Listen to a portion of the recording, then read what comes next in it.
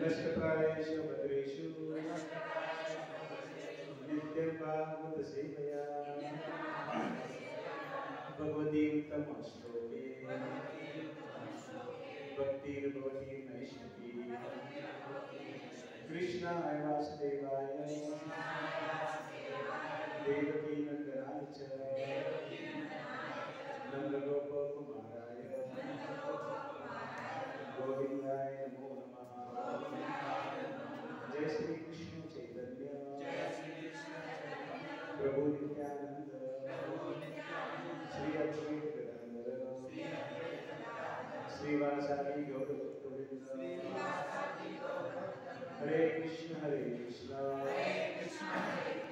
कृष्ण कृष्ण हरे हरे हरे राम राम राम हरे हरे हरे कृष्ण। तर विशेष करून हरे हरे हरे कृष्ण हरे हरे हरे। विशेष करून दीक्षित भक्त किंवा दीक्षा घेणारे किंवा खूप जुने भक्त आहेत, या भक्तांसाठी आपण प्रत्येक रविवारी चर्चा किंवा थोडं प्रवचन ठीक आहे। हरे कृष्ण हरे प्रत्येक रविवारी आपण एकत्र येतो आणि कृष्ण कथा करत असतो। विशेष करून आपण प्रत्येक रविवारी कुठला तरी विषय घेतो, जेणेकरून ते विषय आपल्याला आध्यात्मिक प्रगती करून देते। आपण गेलेच पाहिलं जीवदया नामरुची वैष्णव सेवा असे काही विषय पाहिला होता आपण।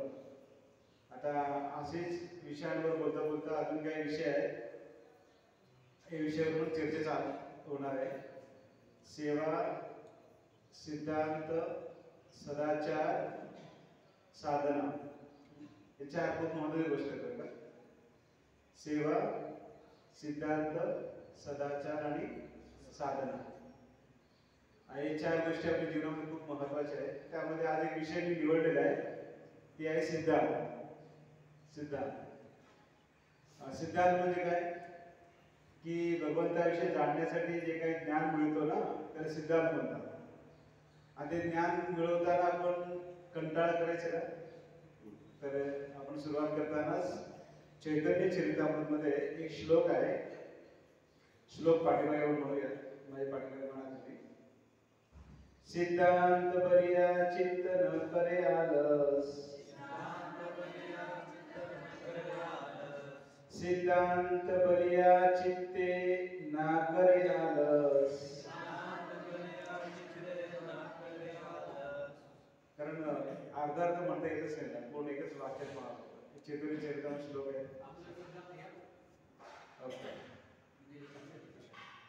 सिद्धांत बलिया चित्ते ना कर आलस,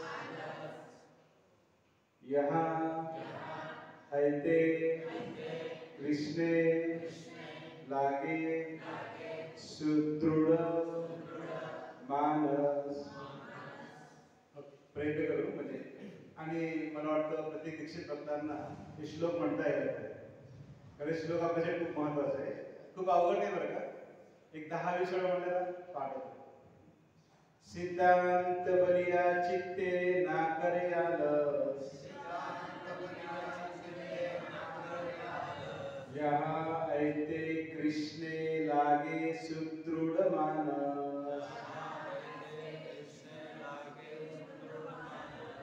सिद्धांत बलिया चित्ते ना करे आलस, यहाँ ऐते कृष्णे लागे सुदृढ मानस।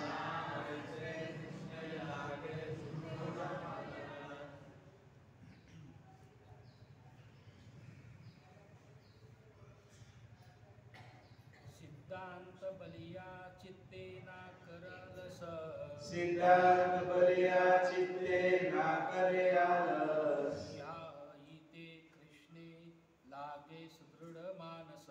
यहाँ ऐते लागे कृष्णे सुदृढ मानस।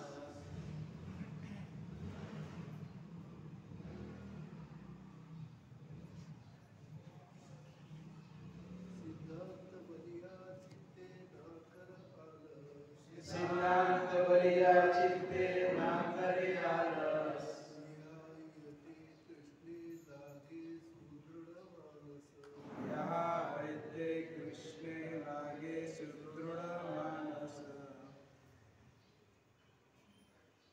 इस्कॉन बीड ग्रुपमध्ये टाकले. इस्कॉन बीड ऑफिशियल ग्रुपमध्ये. सिद्धांत बलिया चित्ते ना करे आलस,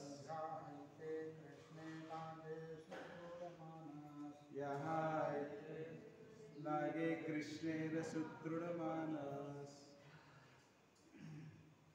सिद्धांत बलिया चित्ते ना कर आलस, सिद्धांत बलिया चित्ते ना करे आलस, यहाँ इत्ते कृष्णत लागे सुदृढ़ मानस. यहाँ इत्ते कृष्णे लागे सुदृढ़ मानस. सिद्धांत बलिया चित्ते न कर आलस, सिद्धांत बलिया चित्ते न करे आलस, यहाँ इत्ते कृष्णे लागे सुदृढ़ मानस. माताजी सिद्धांत बलिया चित्ते ना करे आलस, यहाँ इत्ते कृष्णे लागे सुदृढ़ मानस. सिद्धांत बलिया चित्ते न करे आलस, सिद्धांत बलिया चित्ते ना करे आलस, यहाँ इत्ते कृष्णे लागे सुदृढ़ मानस.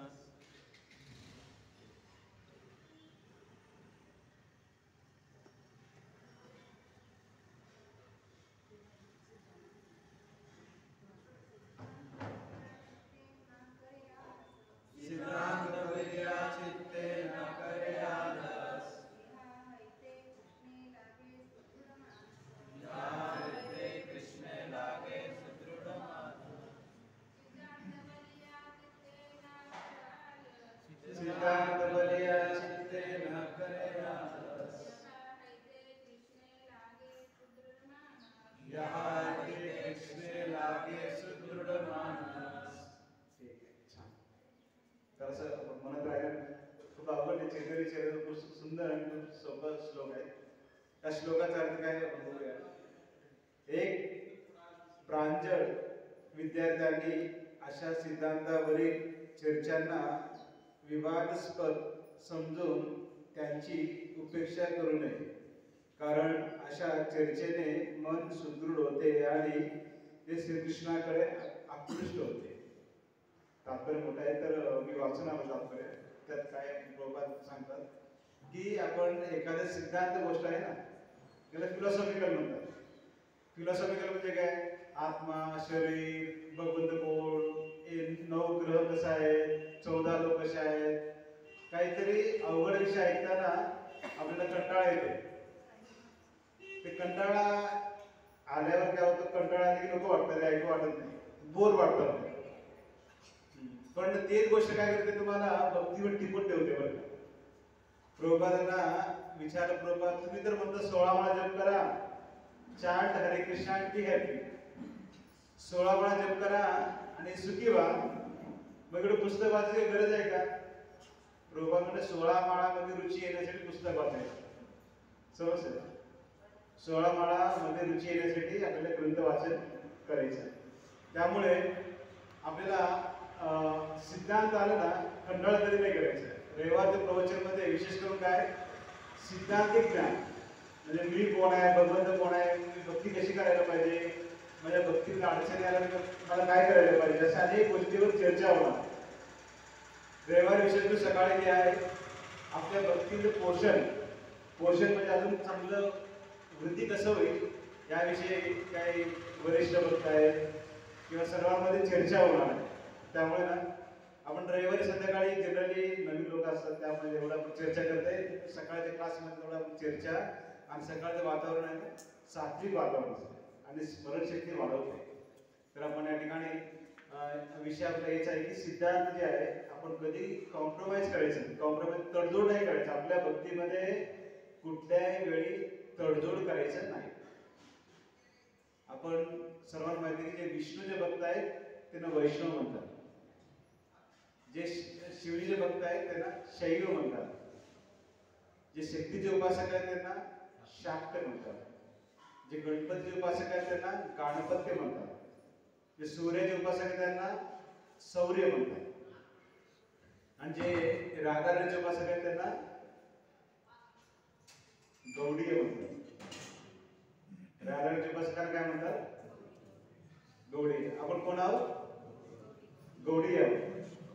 जर आपण गौडी असेल तर कोणाचे भक्त आहोत आपण? श्रीमती बोला लवकर. हा, श्रीमती राधाराणीचे भक्त आहोत. बाहेरचे लोक काय म्हणतात, अहो तुम्ही राधाराणीचे भक्त वगैरे म्हणता, पण कधी राधे राधे म्हणतच नाही तुम्ही, किंवा राधाचे गुणगान करतच नाही तुम्ही. अडचण काय? आम्हाला राधाराणी प्रसन्न करायचं आहे.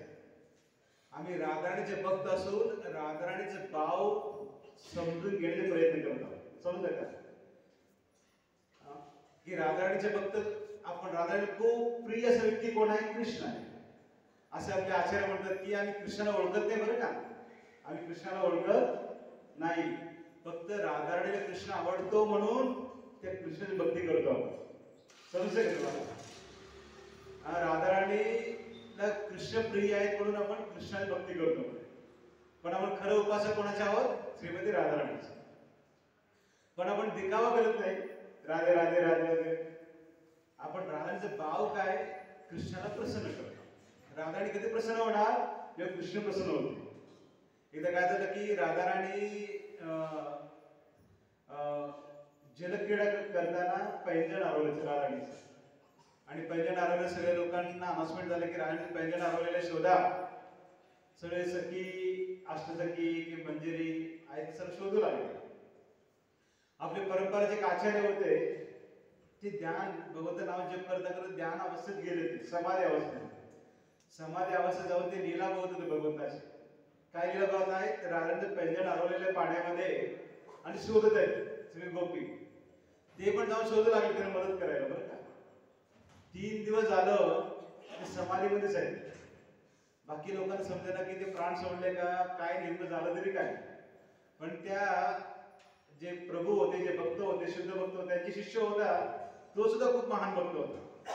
तो काय म्हटला, माझे गुरु कुठे गेले शोधून येतो बघ, मी पण जाऊन येतो. त्यांनी पण ध्यान समाधीकडे गेले आणि ते पण तिकडे पोहोचले. ज्या ठिकाणी आपले गुरु महाराज काय करतात? पैंजण शोधतात राधाराणीचे. आणि गुरु महाराज सेवा बघून ते सुद्धा शोधू लागले, पैंजण शोधू लागले. आणि शेवटी त्या भक्ताला पैंजण सापडलं होतं. जे गुरु शिष्य होता ना, त्याला पैंजण सापडलं. त्यांनी काय केलं बरं? काय केलं असेल त्यांनी? पैंजण कोणाला दिलं? First class. कोणाला दिलं? गुरु महाराजांना. गुरु महाराजांनी काय केलं? ती पैंजण मंजिरीला दिलं. मंजिरीने काय केलं? ललिताला, विशाखाला, शेवटी मग राधाराणीच्या हातामध्ये आलं. पण राधाराणी काय विचारली? ही पैंजण कोणाला सापडलं? कोणी म्हणले मला म्हणून. शेवटी ज्यांनी आपल्या गुरुच्या हातात दिलं त्याच्याकडे आले, पैंजणीला सापडलं. आणि सगळी जास्त कृपा कोणाला भेटली? त्या शिष्याला. समजते ना? असं आपण डायरेक्ट भगवंताकडे जाऊ शकत नाही. आपण आपल्या गुरु परंपरेच्या द्वारे भगवंताकडे जाऊ शकतो. आपली दीक्षा झाली म्हणजे आपली काय झाली? का परंपरेमध्ये आपण एक लग्न झाल्यावर एक स्त्री असते ना, पूर्ण परिवार बदलतो. समजा लग्नाच्या आधी इकडे परिवार आडनाव शिंदे असेल, पण लग्न झाल्यावर तिकडे जे काय असेल पूर्णपणे त्यावेळी पतीच्या इकडे जाऊन ते पूर्ण विसरून जाते माहेर काय आहे म्हणून. असं आपली दीक्षा होते म्हणजे काय? भगवंताशी आपलं लग्न झाल्यासारखं. किंवा गुरु महाराज आपले एक पती किंवा एक वडिलांप्रमाणे आहेत. संबंध स्थापना झालेला आहे दीक्षा झाल्यावर. ज्याप्रमाणे एक पतिव्रता स्त्री असते, लग्नानंतर आपल्या पतीशिवाय कोणाचे चिंतन करत नाही. बरोबर की नाही? पतिव्रता स्त्री लग्नानंतर पतीशिवाय दुसऱ्या कोणाचे चिंतन करत नाही, दुसऱ्या व्यक्तीचं ऐकत पण नाही. आणि जे काय असेल आपल्या पतीविषयी चिंतन करते. त्याप्रमाणे आपली दीक्षा झाल्यावर जे दीक्षित भक्त आहेत ते शील प्रभुपाद, आपले गुरु महाराज, आपल्या आचार्यांच्या व्यतिरिक्त तो काही दुसरं कोणाचं ऐकायला पाहिजे की नाही पाहिजे? थोडं बोला तर. आपली दीक्षा झाल्यावर आपल्या परंपरा व्यतिरिक्त बाहेरचं ऐकायला पाहिजे की नाही? नाही. प्रामाणिकपणे सांगा, किती लोक ऐकतात? कधी कधी काय होतं बरं का, आपण आपली फिलॉसॉफी इतकं सुंदर आहे ना, इतकं सुंदर आहे, आपलं ज्ञान इतकं सुंदर आहे ना, एक आयुष्य पुरणार नाही एवढं पुस्तक आपल्याकडे आहे. एक आयुष्य पुरणार नाही इतकं ज्ञान आपल्याकडे आहे. आपण या ठिकाणी सगळे वरिष्ठ भक्त आहे ना, जनरली इस्कॉनचे नवीन आल्यावर काही लोक काय करतात, ते आपले इस्कॉनचं पण ऐकणार, वृंदावनचे अनेक बाबा आहेत त्या बाबांचं पण ऐकणार, यांचं पण ऐकणार, त्यांचं पण ऐकणार. त्यामुळे काय होतं, त्यांची बुद्धी स्थिर राहत नाही. बुद्धी स्थिर राहिल्यामुळे मग त्यांना ते पण बरोबर वाटतं, हे पण बरोबर वाटतं, हे पण चांगले आहे, ते पण चांगले आहे, म्हणजे काय करायला पाहिजे ते कळत नाही. त्यामुळे कृष्ण भावाने पहिला जे आहे बेस सिद्धांत क्लिअर पाहिजे आपल्याला. जे आपण लग्न झाल्यावर, लग्न होण्याच्या आधी ती स्त्री डिसाईड करू शकते, या नवऱ्याला लग्न करू का, त्या माणसाचे करू काय, कोणाशी. पण लग्न झाल्यावर बिलकुल विचार नाही. तसं आपण दीक्षा झाल्यावर चुकून सुद्धा दुसरे बाहेरचे म्हणण्यापेक्षा परंपरेच्या बाहेरच्या लोकांचं, वृंदावनाला खूप लोक सापडतात, त्यांचं लय लोकांना आवडतं, लय गर्दी करतात त्या ठिकाणी. आणि ते ऐकण्यासाठी, पाहण्यासाठी किती उत्साह, लोक पहाटे लवकर उठून जातात, बघतात. त्यामध्ये आपले सुद्धा काही रती महारथ सावरतात की इतकं म्हणजे आपली भक्ती पुढं होऊन ते पुढच्या स्तरात गेले जातात. तिला म्हणतात वेश्यावृत्ती. केवळ पती सोडून अनेक दुसऱ्या पुरुषाविषयी चिंतन करणं सुद्धा वेश्यावृत्ती. आणि श्रील प्रभुपाद कधी खूप दुःखी व्हायचे बरं का. त्या शिष्य मंडळी दुसऱ्याकडे जाऊन प्रवचन ऐकून आल्यानंतर खूप दुःख व्हायचं. प्रभू वाटायचं मी काही कमी केलं का, इतकं मी करतोय तरी लोक बाहेर जाऊन काय ऐकतात, समजते ना. तर तुम्ही जरी कधी जीवनामध्ये एखाद्या बाहेरचं ऐकत आहात, भले तुम्हाला खूप चांगलं वाटत आहे, पण आपले परंपरेचे आचार्य सगळे काय होतील, दुःखी होतील. अरे मी काय कमी केलं यांच्यासाठी, ते काय करतायत, बाहेर सांगितलंय. समजतंय. आपल्या परंपरेचे आचरण दुःखी बनवून तुम्ही काय ज्ञान प्राप्त करून काय सुखी होणार का, नाही. आपण भले तुम्ही अंधश्रद्धा, तुम्हाला काय जास्त ज्ञान नसू द्या, पण तुमच्या परंपरेशी प्रभुपाद आपल्या गुरुमध्ये श्रद्धा राहिल्या ना, खूप झालं. तुम्हाला खूप ज्ञानाची काही गरज नाही, खूप विद्वान व्हायची पण गरज नाही. फक्त तुम्हाला गुरुप्रती, आपल्या परंपराप्रती श्रद्धा वाढली की तुम्ही पक्के 100% वैकुंठ लावू शकता, भगवत धामात जाऊ शकता. मग कधी कधी अजून ज्ञान प्राप्त करण्यासाठी, मग कधी कधी आजकाल टीव्ही मध्ये मग चालू केले की अनेक चॅनल लागतात, त्यामध्ये अनेक कथाकार दिसतात. प्रत्येक कथाकार खूप छान बोलतात, खूप छान वाटतं बरं ऐकायला. पण सनातन गोस्वामी म्हणतात, ज्याप्रमाणे दूध अमृत आहे, दूध कलियुगासाठी अमृत आहे, पण दुधाला जर विषारी सापाने स्पर्श केलं तर अमृतमय दूध काय म्हणते, विष म्हणते. त्यामुळे आपण भले ते खूप चांगलं सांगत आहे, त्यांना दंडोत प्रणाम करा, पण तुझं कधी ऐकू नका, बरोबर केलं. आणि तुम्ही स्वतः ऐकायचं नाही. आणि काय काय भक्त इथं नव्हे बघतात, पण कधी कधी पाहतो दीक्षित भक्त काय करतात, बाहेरच्या लोकांचं, परंपरेच्या बाहेरच्या लोकांचं स्टेटस ठेवतात. स्टेटस कळते ना, त्याचं 2 वाक्य बोललेलं असतात ते ठेवतात. ते काय बोलतात ते, हा तुम्ही इंद्रियावर संयम करा, तुम्ही हे करा, ते करा, चांगलं बोलतात. पण आपल्यासाठी दुसरे लोक जेव्हा बघतात ना, हे दीक्षित भक्त इस्कॉनचा आहे आणि बाहेर स्टेटस लावतोय, म्हणजे त्याला वाटतं असं चालतं. नवीन लोकांना काय वाटतं, तुम्ही प्रचार करते लोकांना, आणि तुम्हीच काय केलं, स्टेटस लावलं दुसऱ्या साधूंचं, बाहेरच्या लोकांचं. तुम्ही ज्यांना प्रचार करता त्यांना काय वाटतं, चालतं बरं का, म्हणजे पुढचं लावलं, आणखी पुढचं लावलं. मग काय अर्थ आहे का, नाही.